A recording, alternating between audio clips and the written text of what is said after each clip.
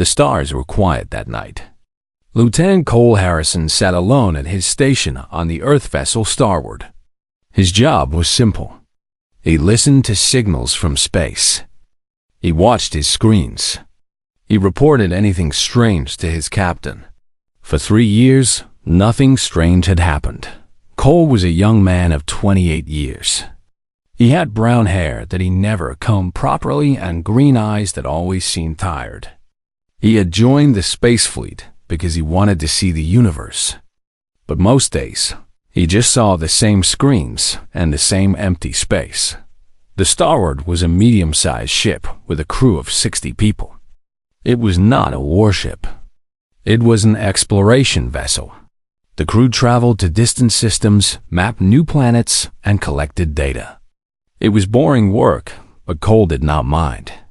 He liked the quiet captain. Lisa Monroe ran the ship with a firm hand. She was a woman in her 50s with gray hair and sharp blue eyes. She had served in the fleet for 30 years. The crew respected her because she was fair and smart. She treated everyone the same, from the lowest technician to the senior officers. That night, Cole was thinking about his family back on Earth. His mother had sent him a message 2 days ago. She wanted to know when he was coming home. His younger sister Amy had just finished college. She was getting married next year. Cole had promised to be there. He was writing a reply to his mother when his screen flashed red. Cole sat up straight. A red flash meant an emergency signal. He had seen training videos about this, but he had never received a real one. His fingers moved across the controls. He traced the signal to its source, that it came from the Volanti system. Cole felt his heart beat faster. The Volanti were one of the oldest species in the known galaxy. They had silver-blue skin and large eyes that reflected light like mirrors. They were beautiful and mysterious. They had watched humanity for decades, but had never made contact. No human had ever spoken to a Volanti. Until now. Cole opened the signal and listened. A female voice spoke in broken English. She sounded afraid. "This is Princess Alendra of the Volanti Empire. I am sending this message to any ship that can hear me. My planet is at war. A group called the Iron Dawn has taken control of our military. They want to attack other species. They want to attack Earth. I have information that can stop them. But I am trapped. They are hunting me. Please, if anyone can hear this message, please help me. I do not have much time." The message ended. Cole played it again. Then he played it a third time. He could hear the fear in her voice. He could also hear something else. Strength. This princess was scared. But she was not giving up. Cole pressed the button to call the captain. "Captain Monroe, you need to come to the communications room. Now." 5 minutes later. The captain stood beside Cole. She listened to the message without saying a word. Her face did not show any emotion. When the message ended, she called for a meeting of the senior officers. They gathered in the conference room. Chief Engineer Danny Webb was a big man with a bald head and oil stains on his uniform. He always looked tired because he never slept enough. Dr. Carla Jensen was the ship's medical officer and expert on alien biology. She was a small woman with red hair and glasses. Sergeant Frank Palmer was the head of security. He was an old soldier with scars on his face and hands. Captain Monroe played the message for them. When it ended, the room was silent. "The Volanti system is 3 jumps away," Danny said. He shook his head. "By the time we get there, this princess will be dead. Or captured. Either way, we cannot help her." "We are not a warship," Frank added. "We have basic weapons. If this Iron Dawn group controls the Volanti military, they will destroy us before we even reach the planet." Dr. Jensen looked at the star charts on the table. "But if what she says is true, if they are planning to attack Earth, we need that information." "We are not soldiers," Danny said. "We are scientists. This is not our fight." Cole had been quiet during the discussion. He was looking at his tablet, studying the star charts. There was something he remembered from his training. A shortcut. A dangerous one. "There is another way," he said. Everyone looked at him. "The Kessler Passage," Cole continued. "It is an unstable wormhole near the Andrus system. If we go through it, we can reach Volanti space in half the time." Danny laughed. "The Kessler Passage has killed 6 ships in the last 10 years. The gravitational forces inside are impossible to predict. No one has survived it in over 3 years. "I can do it," Cole said. He did not know where this confidence came from, but he believed it. "I have studied the passage. I know the patterns. I can guide us through." Captain Monroe looked at him for a long moment. "You are asking me to risk my ship and my crew on a rescue mission for an alien we have never met?" "Yes," Cole said simply. "Why?" the captain asked. Cole thought about the question. He thought about the princess's voice. He thought about his sister back on Earth, getting ready for her wedding. He thought about what would happen if the Iron Dawn attacked his home.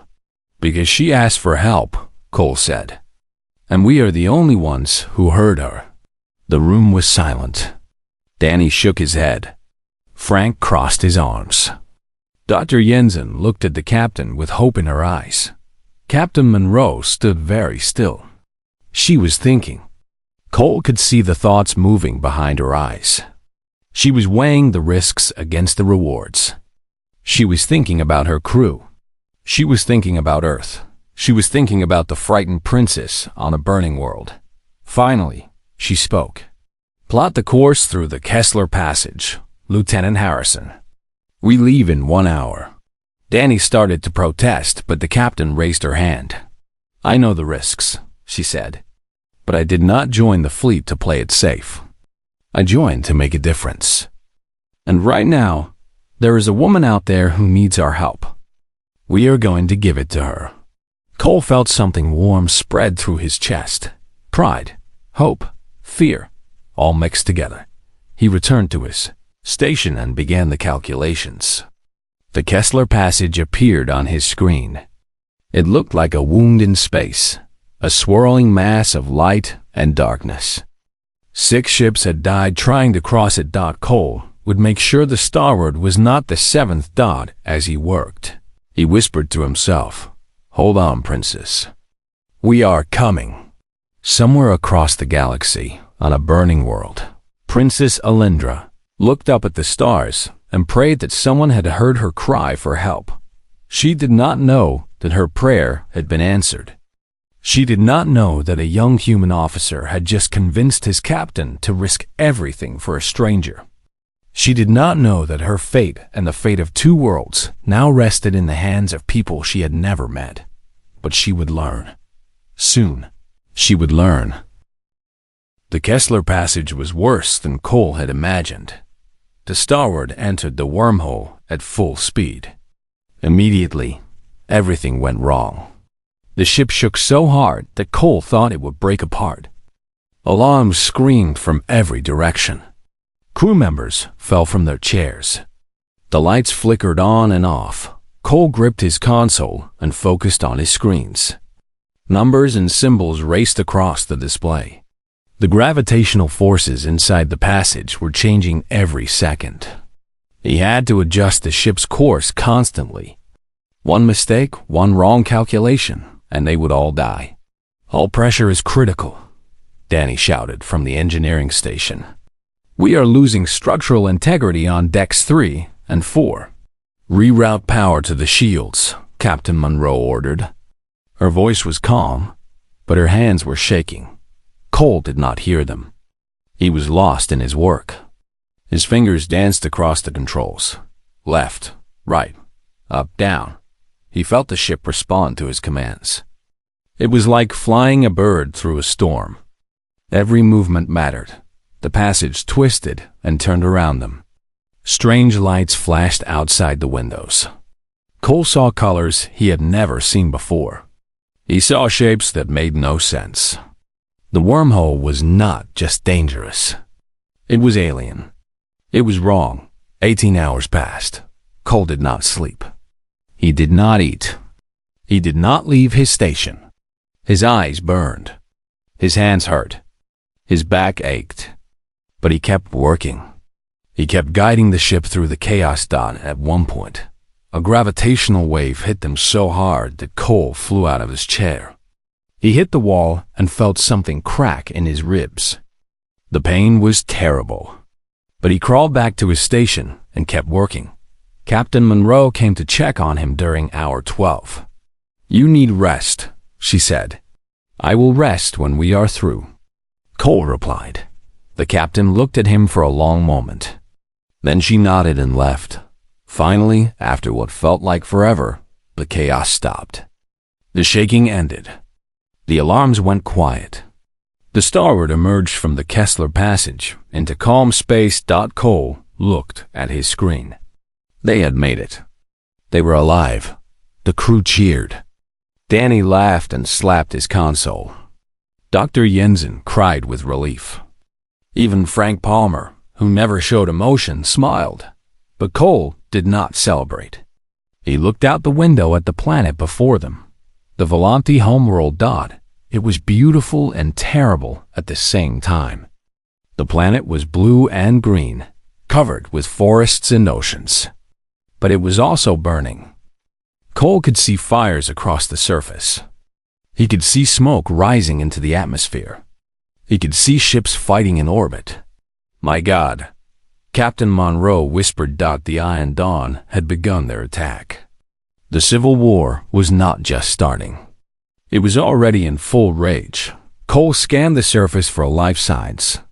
His computer searched through the chaos of signals and data. Finally, it found what he was looking for. "There," he said, pointing at his screen. "The Royal Sanctuary. One life sign matching Volanti royal genetics. She is alive. How do we get to her?" Frank asked. Cole studied the data. The sanctuary was on a mountain in the northern continent. It was surrounded by Iron Dawn forces. The sky above it was filled with enemy ships. "We cannot take the Starboard down there," Danny said. "We would be destroyed in minutes." "We use a shuttle," Cole said. "Small and fast. We fly low, under their radar. We land, grab the princess, and get out before they know we are there." Frank shook his head. "That is suicide. Do you have a better idea?" Cole asked. Frank did not answer. Captain Monroe looked at Cole. "Who flies the shuttle?" "I do," Cole said. "I just flew us through the Kessler Passage. I can fly us through anything." The captain thought about it. Then she nodded. "Take Frank and Dr. Jensen with you. Frank for protection.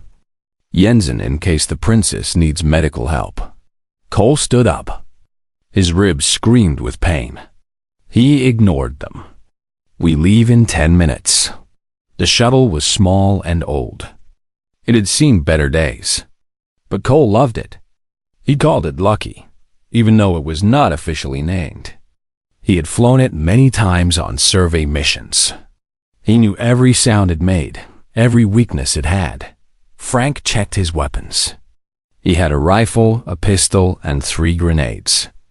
He looked ready for war. Dr. Jensen packed her medical supplies. Her hands were shaking, but her eyes were determined.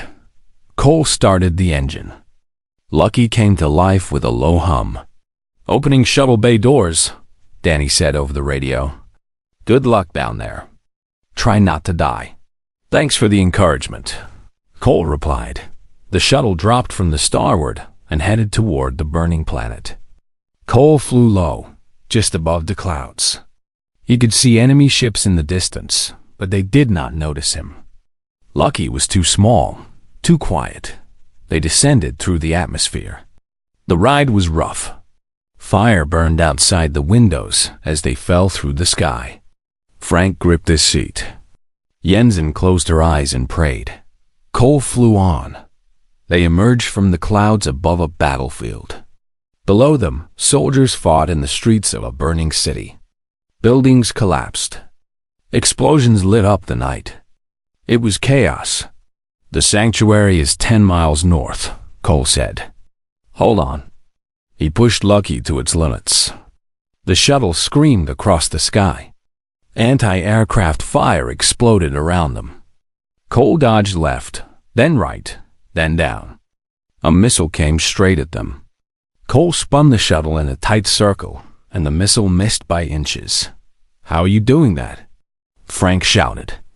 "Practice," Cole said through gritted teeth. They reached the sanctuary. It was an ancient building made of white stone. It sat on top of a mountain surrounded by gardens. Or what used to be gardens. Now they were burning. Cole found a clear spot in the courtyard and landed hard. The shuttle bounced twice before stopping. "Go," he said. "I will keep the engine running." Frank opened the door and jumped out. Jensen followed. Cole watched them run toward the main building. He kept his hands on the controls, ready to move at any second. Minutes passed. They felt like hours. Cole watched the sky. Enemy ships were circling closer. They would find the shuttle soon. "Come on," Cole whispered. "Come on." His radio crackled. It was Frank. "We found her. We are coming out. Be ready."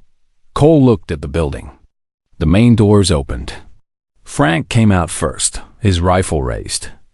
Behind him walked Dr. Jensen. And behind her walked the Princess. Cole had seen pictures of Volanti before, but pictures did not do them justice. Princess Alindra was tall and slender. Her skin was silver blue, smooth like metal. Her eyes were large and gold like two suns. Her hair was long and white, flowing behind her like a river. She was wearing a white robe stained with silver blood. She was wounded, but she was walking. She was afraid, but she was strong. Cole felt something strange in his chest. Something he had never felt before. They reached the shuttle. Frank helped the princess inside. Jensen immediately started checking her wounds. "Fly," Frank ordered. Cole did not need to be told twice. Lucky lifted off the ground and shot into the sky. Behind them, the sanctuary exploded. The Iron Dawn had found them. "Hold on," Cole shouted. He flew like a madman. He dodged missiles and laser fire. He spun through clouds of smoke. He pushed Lucky harder than it had ever been pushed before. The princess watched him from her seat. Her golden eyes followed his every movement. She did not say a word. Finally, they broke through the atmosphere. The Starboard was waiting for them. Cole flew straight into the shuttle bay. The doors closed behind them. They were safe. Cole turned off the engine and sat back in his chair. His whole body was shaking. His ribs hurt so much he could barely breathe. The princess stood up and walked toward him. She moved with grace, even wounded. She stopped in front of his chair and looked down at him. "You came," she said. Her voice was soft and musical. Her English was accented but clear. "Yes," Cole said. "We came. Why?" She asked. "You do not know me. You owe me nothing. Why did you risk your lives for a stranger?" Cole looked up at her. His green eyes met her golden ones. He thought about the question. He thought about everything that had happened in the last day. He thought about the Kessler Passage and the burning planet and the missiles that had nearly killed them. "Because you asked for help," he said simply. And that was enough. The princess stared at him for a long moment. Then, slowly, she smiled. It was the most beautiful thing Cole had ever seen. "Thank you," she whispered. "Thank you, human." "My name is Cole," he said. "Cole Harrison." "Thank you, Cole Harrison," she said. "I will never forget what you have done." Cole smiled back at her. He did not know it yet, but his life had just changed forever. Both their lives had. The Starboard ran through space like a hunted animal. Behind them, 3 Iron Dawn warships followed. They were bigger, faster, and stronger than the Starboard. Captain Monroe knew they could not win a fight. So she did the only thing she could do. She ran. For 3 weeks, the Starwards jumped from system to system. They hid behind planets. They flew through asteroid fields. They used every trick they knew to stay ahead of their enemies. During those 3 weeks, Cole spent most of his free time with Princess Elindra. It started simply. The princess wanted to improve her English. She could speak it, but not perfectly. Cole offered to help her practice. They met in the observation deck, a small room with large windows that showed the stars outside. "Your language is strange," Elindra said during their first lesson. "So many rules, so many exceptions to the rules." Cole laughed. "English is not easy, but you are doing well." "I have been studying human languages for many years," she said. "I wanted to understand your people." "Why?" Cole asked. Elindra looked out the window at the passing stars. "My people have watched yours for a long time. We were curious. You are so young compared to us. The Volanthi have existed for over 10,000 years. Humans have only been in space for a few centuries." "That must make us seem primitive," Cole said. "No," Elindra said softly. "It makes you fascinating." She turned to look at him. Her golden eyes caught the starlight and seemed to glow. "In 10,000 years, my people have changed very little. We are careful. We are patient. We think before we act. But humans are different. You are always moving, always changing, always growing.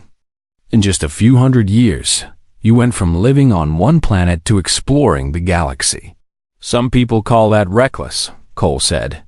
"Some people on my world called it dangerous," Elindra agreed. "That is why the Iron Dawn wants to attack you. They fear what humans might become. They want to destroy you before you become too powerful." Cole felt a chill run down his spine. "And what do you think?" Elindra was quiet for a moment. "I think you are remarkable. I think the galaxy would be darker without humans in it." Cole did not know what to say, so he said nothing. He just looked at her and felt that strange feeling in his chest again. The same feeling he had felt when she first stepped onto the shuttle dot. The lessons continued every day. But they stopped being just lessons. They became conversations. They became confessions. They became something more. Cole told Elindra about Earth. He told her about the blue oceans and green forests. He told her about his mother's garden and his sister's laugh. He told her about the smell of rain and the sound of birds singing in the morning. Elindra told Cole about Volanthi. She told him about crystal cities that floated in the clouds. She told him about music that could make you see colors. She told him about her mother, the Queen, who had died when Elindra was young. She told him about her father, who had raised her alone and taught her to be strong. "I was not supposed to be a leader," Elindra admitted one evening. "I had an older brother. He was supposed to inherit the throne, but he died in an accident when I was 15. I became the heir. I am sorry," Cole said. "It was a long time ago," Elindra said, "but I still missed him. He was kind. He made me laugh. He told me that being a leader was not about power. It was about responsibility. It was about protecting the people who could not protect themselves." Cole nodded. "My grandmother used to say something similar. She said the true measure of a person is how they treat people they owe nothing to." Elindra smiled. "Your grandmother sounds wise." "She was," Cole said. "She died when I was 20, but I still remember everything she taught me." They sat in comfortable silence for a while. The stars drifted past the windows. The ship hummed quietly around them. "Cole," Elindra said suddenly, "can I ask you something personal?" "Of course. Why are you not married? You are young and healthy. You seem kind. On Volanthi, someone like you would have many people wanting to bond with them." Cole laughed. "I have been in space for 3 years. It is hard to meet people when you are always flying through empty space. But before that, Alindra pressed. Cole thought about the question. I guess I never found the right person. I went on dates. I had relationships. But none of them felt right. None of them felt like they were worth staying for. What would feel worth staying for? Alindra asked. Cole looked at her. The starlight made her silver skin glow. Her golden eyes were soft and curious. He felt his heart beat faster. Someone who understands me, he said slowly. Someone who sees the universe the way I do. Someone who makes me want to be better than I am. Alindra held his gaze. Neither of them spoke. Neither of them looked away. The moment stretched between them like a bridge, being built. Then the alarm rang. Cole jumped to his feet. The alarm meant danger. He ran to the nearest console and checked the readings. The Iron Dawn ships, he said. They found us. He ran to the bridge. Alindra followed. Captain Monroe was already there, giving orders. All hands to battle stations. Engineering, give me maximum power to the engines. Captain, Danny's voice came over the speakers. We cannot keep running. The engines are damaged. If we push them any harder, they will fail. Monroe's face was grim. How long do we have? Maybe 6 hours at current speed. Less if we try to jump. Cole looked at the tactical display. The 3 enemy ships were getting closer. In 6 hours, they would catch the Starward. And then the chase would be over. We need to find a place to hide, Cole said. Somewhere they cannot follow. He studied the star charts. There had to be something. A nebula, an asteroid field, anything. Then he saw it. The boundary, he said. It is a region of unstable space between the Volanti territory and the neutral zone. Ships avoid it because the radiation is dangerous. But if we fly through it, we might lose them. The boundary would cook our electronics, Danny said. We would be flying blind. But we would be alive, Cole replied. Captain Monroe looked at the tactical display. The enemy ships were closing in.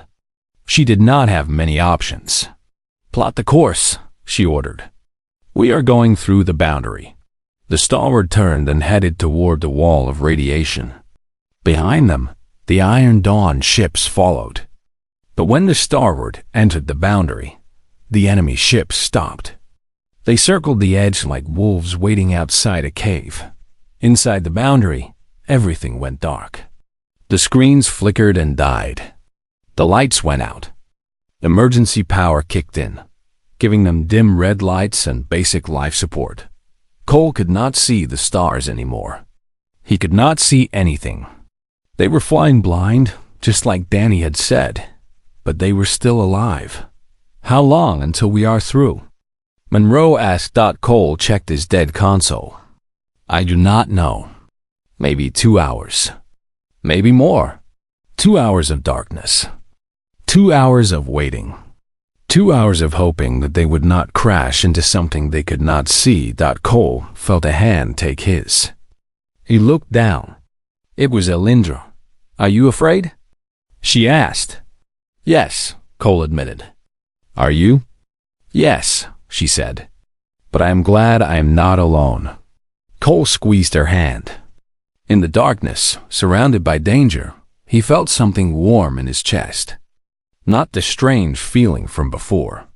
Something stronger. Something deeper. Neither am I, he said. They sat together in the darkness and waited. The ship flew on. The enemy waited outside. And 2 people from different worlds held hands and hoped for a future they might not live to see. When the Starward finally emerged from the boundary, the Iron Dawn ships were gone. They had given up. Or maybe they had gone to find another way around. Either way, the Starward was safe. For now, Cole and Alindra walked back to the observation deck. The stars were back, bright and beautiful through the windows. We made it, Cole said. Yes, Alindra said. We did. She turned to face him. Her golden eyes were filled with something Cole could not name. Fear? Hope? Love? Cole, she said. I need to tell you something. What is it? She took a deep breath. When this is over, when I go back to my people, I will become queen. I will have responsibilities, duties. I will not be free to make my own choices. I know, Cole said. But right now, in this moment, I am not a queen. I am just a woman. A woman who has found someone she cares about. Someone she does not want to lose. Cole's heart was pounding. Alindra, I do not know what the future holds, she continued. I do not know if we will survive tomorrow. But I know that meeting you has changed me. You have shown me that humans are not what I thought they were. You are brave and kind and good. You make me want to be better. Cole stepped closer to her. He took her other hand in his. You have changed me too, he said. Before I met you, I was just drifting, going through the motions, living without really feeling alive. But now I feel awake. I feel like I have a purpose. They stood there, holding hands, looking at each other. The stars watched silently.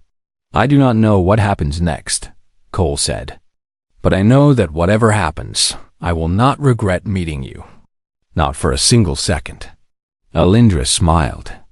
A single silver tear rolled down her cheek. Neither will I, she whispered and in that moment, between the stars, two souls from different worlds found each other.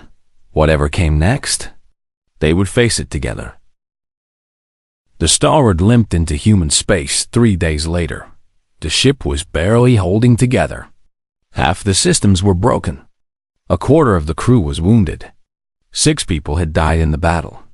But they were alive. Most of them were alive. News of what had happened spread quickly.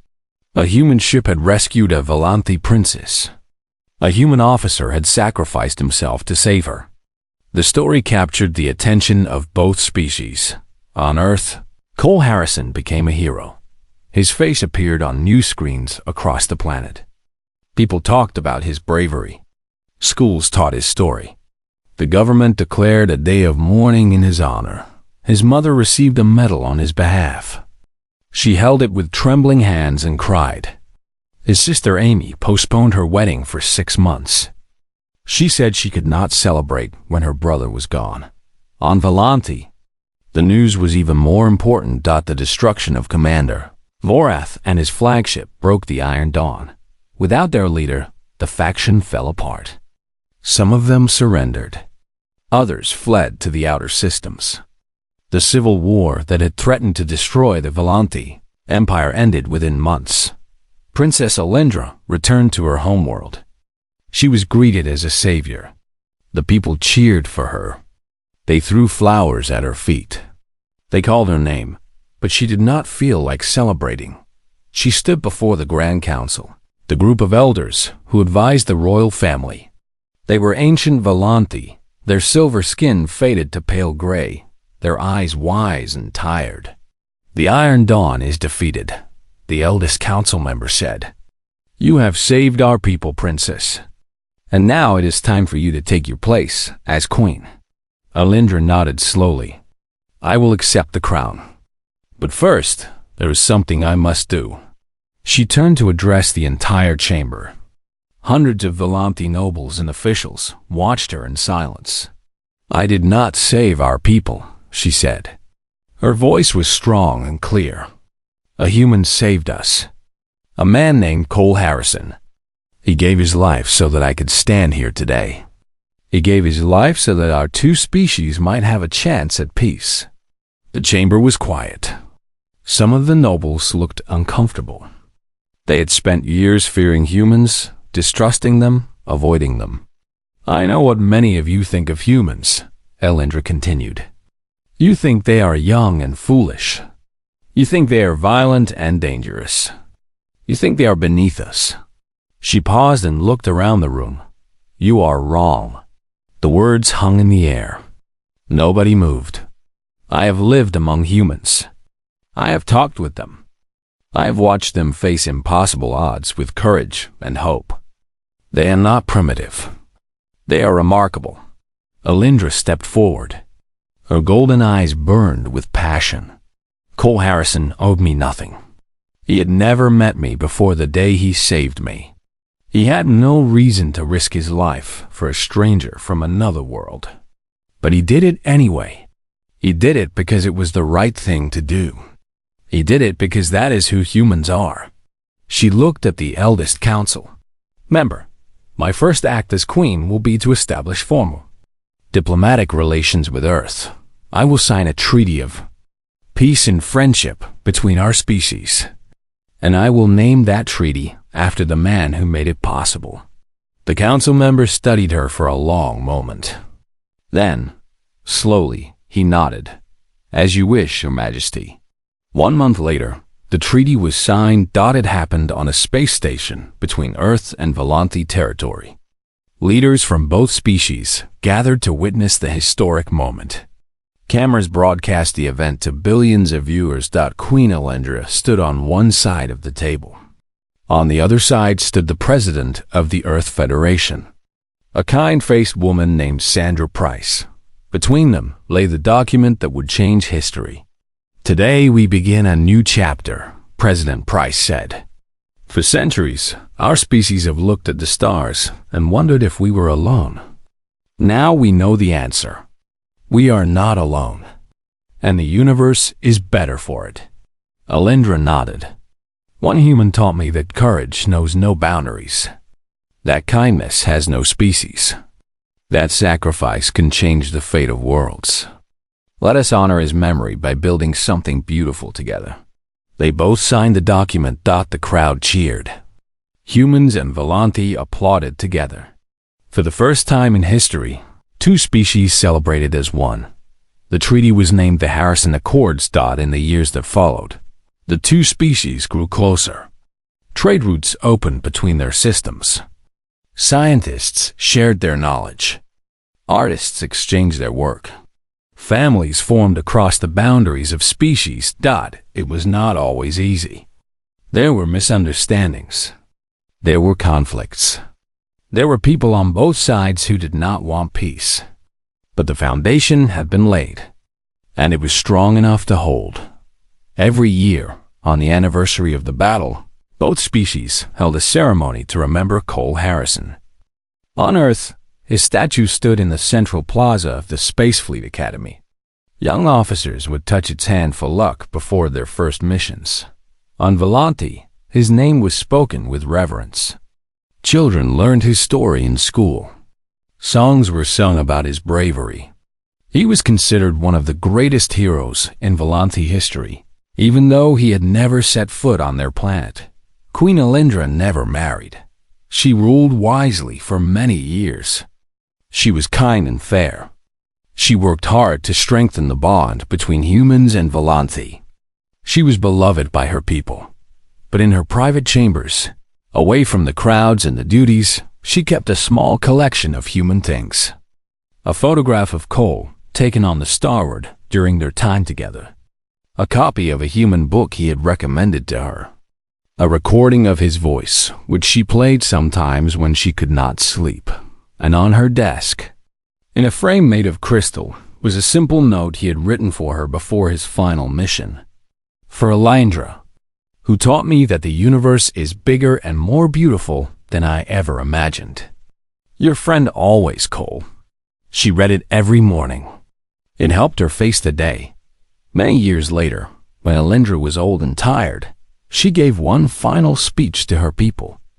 I have lived a long life, she said. I have seen our species rise from the ashes of war to become something wonderful. I have seen two worlds come together in friendship. I have seen the dreams of my youth become reality. She paused and smiled softly. But the thing I am most proud of is not any law I signed or any treaty I made. It is that I once knew a human named Cole Harrison. He was brave and kind and good. He showed me what it means to sacrifice for others. He changed my life. He changed everything. Her golden eyes looked up at the stars visible through the palace windows. Wherever you are, Cole, I hope you can see what your sacrifice created. 2 worlds, once strangers, now family. 2 species, once divided, now united. All because one man believed that doing the right thing was worth dying for. She closed her eyes. Thank you, my friend. Thank you for everything. Queen Alindra died peacefully in her sleep 3 days later. She was buried with full honors on Volanti. Humans and Volanti alike mourned her passing, but her legacy lived on. The Harrison Accords remained in place. The friendship between species continued to grow. The universe was a little bit brighter because of what she and Cole had started. On the day of her funeral, a young human officer stood in front of Cole Harrison's statue on Earth. His name was Nathan, and he was about to begin his first mission into deep space. He touched the statue's hand, just like everyone did. I will try to live up to your example, he whispered. I will try to be brave and kind and good. I will try to help people who need it, even if they are strangers. I will try to make you proud.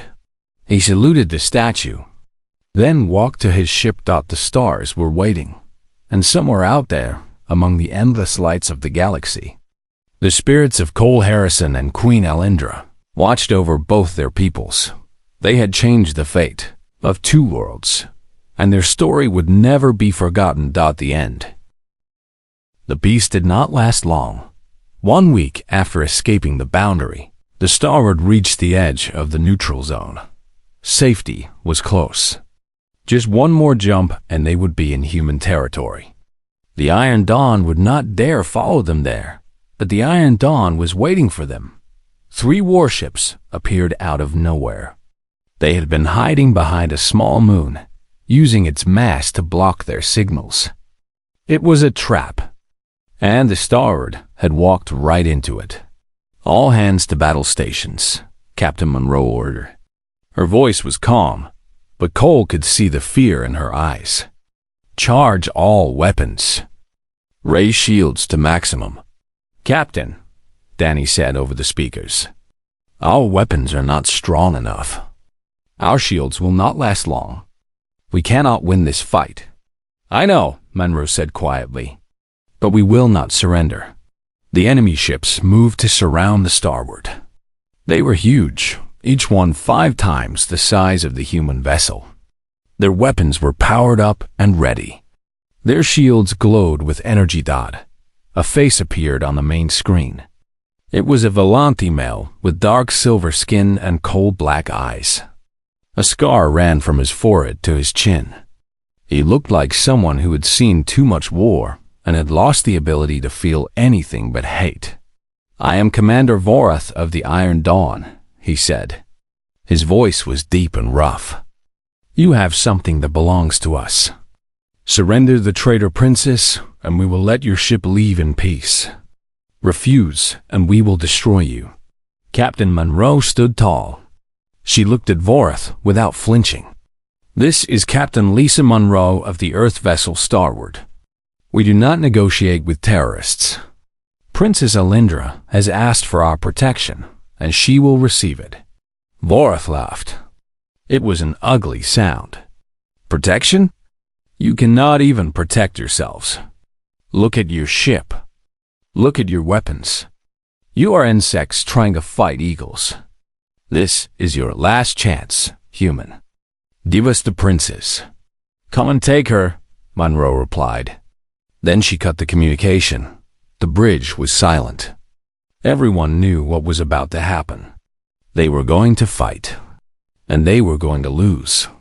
Cole looked at Alindra. She was standing near the back of the bridge, watching everything with her golden eyes. She looked calm, but he could see her hands shaking. She stepped forward. Captain Monroe, let me go to them. End this before more people die. No, Monroe said firmly. We do not leave people behind. We do not give up our friends. They will kill everyone, Alindra said. Your crew does not deserve to die for me. My crew chose to be here, Monroe replied. They chose to help you. That choice means something. We do not betray the people who trust us. Alindra opened her mouth to argue, but the first shot hit the ship before she could speak. The battle began. The Starboard fought with everything it had. Frank Palmer commanded the weapons, firing shot after shot at the enemy ships. Danny pushed the engines harder than they had ever been pushed. Dr. Jensen set up a medical station on the bridge to treat the wounded. Cole worked the communications array. He jammed enemy signals. He sent false information. He did everything he could to confuse and slow down the attackers. But it was not enough that the enemy ships were too strong. Their weapons tore through the Starboard shields like paper. Explosions rocked the ship. Fires broke out on multiple decks. Crew members screamed as walls collapsed around them. "Shields at 20%, someone shouted. "Hull breach on deck 4, another voice called out. "We have lost engine 2, Danny reported. His voice was strained. "We are slowing down." Cole looked at the tactical display. The Starboard was dying. One of the enemy ships was moving closer, preparing for a killing shot. In a few minutes, it would all be over. He thought about his mother. He thought about his sister Amy and her wedding. He thought about the life he would never live. Then he thought about Alindra, about her golden eyes and silver tears, about the conversations they had shared, about the future they had dreamed of together. And suddenly, he had an idea. It was crazy. It was dangerous. It would probably kill him, but it might save everyone else. Cole turned to Captain Monroe. "I have a plan." Monroe looked at him. Her face was covered in sweat and blood from a cut on her forehead. "Tell me." "The shuttle," Cole said. "Lucky. If we load it with all our remaining explosives and fly it into Voreth's flagship, the explosion could cripple their fleet. The other ships would be forced to retreat or risk being destroyed." Frank shook his head. "The shuttle's autopilot is broken. Someone would have to fly it manually." "I know," Cole said. The bridge went quiet. Everyone understood what he was saying. "No," Monroe said. "I will not let you do this. Captain, we do not have another choice. If I do not do this, everyone dies. Alindra dies, and the Iron Dawn wins. There has to be another way," Danny said. "There is not," Cole replied. "I have run the numbers. This is the only option." Alindra stepped forward. Her face was pale.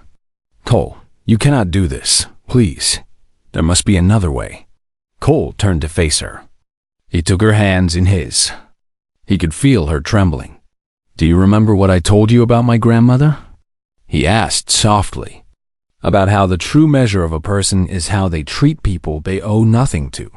Alindra nodded, tears forming in her eyes. "This is my chance to live up to that," Cole said. "This is my chance to show what humans really are. Not violent or selfish or primitive, but brave and kind and willing to sacrifice for others." "I do not want you to sacrifice yourself for me," Alindra whispered.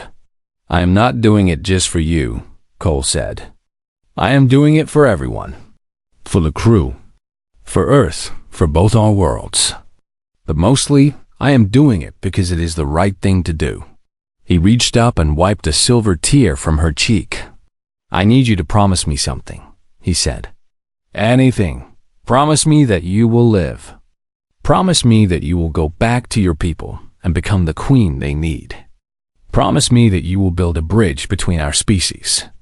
Promise me that my death will mean something." Alindra was crying now, silver tears streaming down her face. "I promise." Cole smiled. It was sad and brave at the same time. "Thank you." He kissed her forehead gently. Then he turned to the captain. "Give me 10 minutes to prep the shuttle." Monroe looked at him for a long moment. Her eyes were wet. "You are a good man, Cole Harrison. The best I have ever served with." "Thank you, Captain," Cole said. "It has been an honor." He walked off the bridge without looking back. He could not look back. If he did, he might lose his courage. The shuttle bay was dark and smoky. Parts of the ceiling had collapsed. But Lucky was still there, waiting for him like an old friend. Cole opened the cargo hold and began loading explosives. Danny had sent crew members to help. They worked in silence. Nobody knew what to say. When the shuttle was ready, Cole climbed into the pilot's seat. He took a deep breath. His hands were shaking, but his mind was clear. He opened the channel to the bridge. "Starward, this is Lucky. I am ready." Monroe's voice came through the speakers. "Good luck, Lieutenant Harrison. We will never forget you." "Take care of her," Cole said. "Take care of Alindra. We will." Cole closed the channel. He started the engine. Lucky hummed to life one last time. The shuttle bay doors opened. Space stretched out before him, dark and cold and endless. The enemy ships hung in the distance, their weapons still firing at the starward. Cole pushed the throttle forward. Lucky shot out into the void. He flew faster than he had ever flown before. He dodged plasma bolts and missiles. He spun through clouds of debris. He kept his eyes fixed on his target. Varus' flagship grew larger in his window. It was massive, a mountain of metal and weapons. Its shields glowed with energy. Its guns tracked his approach. "Human ship," Varus' voice crackled over the radio. "What are you doing? Turn back or we will destroy you." Cole did not answer. He just kept flying. "You are insane," Varus said. "You cannot hurt us. You are nothing but a bug." Cole smiled grimly. "Then swat me." The flagship's weapons opened fire. Cole dodged left, then right, then down. Explosions burst all around him. His shields failed. His hull began to crack. Warning lights flashed across his console, but he kept going. At the last moment, just before impact, Cole opened a channel to the starward. "Tell my family I love them," he said. "Tell Amy I am sorry I will miss her wedding. And Alindra." He paused. The flagship filled his entire view now. There was no escape. "Alindra, thank you for showing me that the universe is bigger and more beautiful than I ever imagined. Meeting you was the greatest gift of my life." He closed his eyes. "Goodbye." Lucky hit Varth's flagship at full speed. The explosion was massive. It lit up the entire sector. The flagship broke apart, its pieces spinning off into space. The other two enemy ships were caught in the blast wave. Their shields collapsed. Their systems failed. On the bridge of the starward, everyone watched in stunned silence. Captain Monroe had tears running down her face. Frank stood at attention, saluting the empty space where the shuttle had been. Dr. Jensen sobbed quietly, and Alindra stood by the window, her hand pressed against the glass, watching the light fade. "Cole," she whispered. "Oh, Cole." The remaining enemy ships, damaged and leaderless, turned and fled. The battle was over. The starward had survived, but the cost was too high. One man had given everything so that others could live, and nothing would ever be the same again.